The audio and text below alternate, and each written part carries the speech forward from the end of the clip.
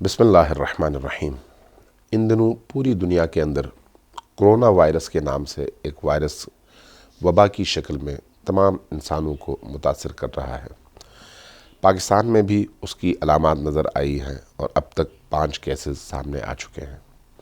دنیا کے بڑے اور اہم ممالک میں 5 بڑے نام اگر گنے جائیں جہاں پر اس وائرس نے تباہی مچائی ہے تو اس میں چائنا سر فہرست ہے، جہاں سے اس بیماری کا آغاز ہوا۔ اس کے علاوہ کوریا بھی ہے، اٹلی بھی ہے، بعض دیگر ممالک بھی ہیں اور ہمارا ہمسایہ ملک ایران بھی ہے۔ اس اعتبار سے پاکستان چونکہ ایک غریب ملک ہے اور صحت کے وسائل کم سے کم ہونے کی وجہ سے ایسی وباؤں کے پھیلنے کے امکانات باقی ممالک کی نسبت زیادہ ہیں اور ان وباؤں کو روکنے کے وسائل کم ہیں، اس لیے ہمیں صحت کے ذمہ دار اداروں سے بھرپور تعاون کی ضرورت ہے۔ اگر ہم تعاون کریں گے اور اس بیماری کی روک تھام اور پھیلنے کو روکنے کے حوالے سے قدم اٹھائیں گے تو یقیناً پاکستان کو ہم اس وبا سے بچا سکتے ہیں۔ تو اس لیے میں یہ گزارش کروں گا کہ وہ لوگ جو بیرون ملک سے آتے ہیں اور خصوصی طور پر ان ممالک سے آتے ہیں جہاں پر یہ بیماری زیادہ ہے،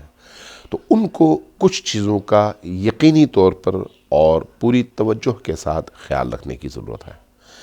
پہلی چیز یہ ہے کہ وہ اپنے آپ کو صاف رکھیں۔ دوسری چیز یہ ہے کہ صحت کے جو اصول ڈاکٹر صاحبان بتاتے ہیں، ٹی وی اور باقی نشریاتی اداروں کی طرف سے بتائی جاتی ہیں، ان کا مکمل طور پر خیال رکھا جائے۔ تیسری چیز یہ ہے کہ ہر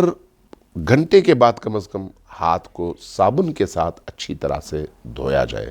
اور دھونے کی جو مقدار بیان کی گئی ہے وہ کم از کم 20 سیکنڈ ہونا چاہیے تاکہ صابن ان تمام جراثیم کو آپ کے جسم سے الگ کر سکے۔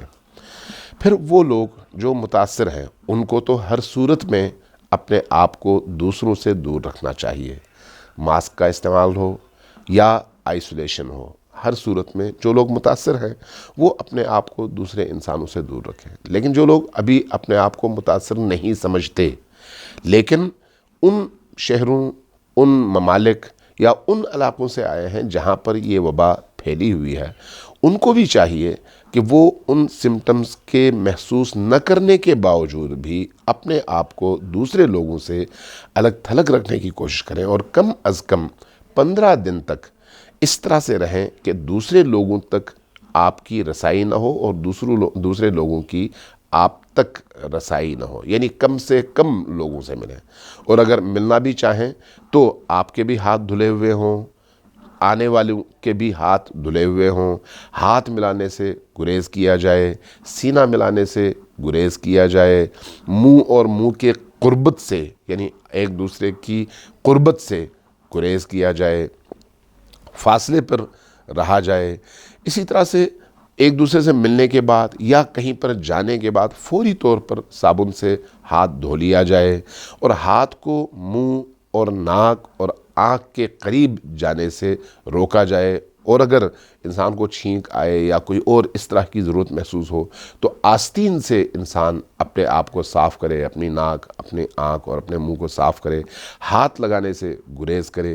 ان احتیاطی تدابیر کی ضرورت ہر اس شخص کو ہے جو افیکٹڈ ہے اور ہر اس شخص کو ہے جو وبا پھیلے ہوئے علاقوں سے سفر کر کے پاکستان واپس آیا ہے۔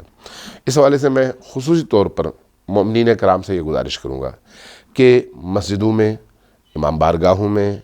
اجتماعات میں اور میلاد اور شہادت کی تقریبات میں جو ان دنوں ہیں، اگر ممکن ہو تو جانے سے مکمل طور پر گریز کریں تاکہ دوسرے لوگ ان سے متاثر نہ ہوں، اور اگر جانا ناگزیر ہو تو ان تمام احتیاطی تدابیر کے ساتھ جائیں جن سے یہ بیماری ان سے دوسرے انسانوں تک نہ پھیلے، چونکہ اگر ایک دفعہ آپ سے کسی اور انسان تک یہ بیماری پہنچ گئی تو اس بیماری کی سب سے خطرناک شکل یہ ہے کہ یہ ہوا کے ذریعے سے بہت تیزی سے پھیلتی ہے، اور پھیلنے کی جو رفتار ہے وہ یہ ہے کہ ایک آدمی کم از کم 40 بندوں کو متاثر کرتا ہے۔ لہٰذا اگر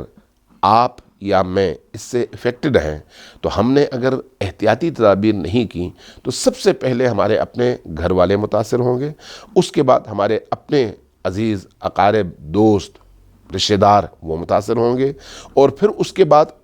آپ کے علاقے کے باقی لوگ متاثر ہوں گے۔ یعنی ایک بندے کے عدم احتیاط کی وجہ سے اس کا پورا خاندان، کنبہ، دوست، یار، تمام کے تمام لوگ متاثر ہو سکتے ہیں، اور اس سے ایک بہت بڑا نقصان کا خدشہ ہے۔ اللہ تبارک و تعالی ہمیں ان تمام وبائی امراض سے بحق سید الشہداء علیہ السلام نجات عطا فرمائے، ہمارے ملک کو بھی محفوظ رکھے، اور ان تمام ممالک میں موجود ان مظلوم انسانوں کو بھی اس بیماری سے محفوظ رکھے جو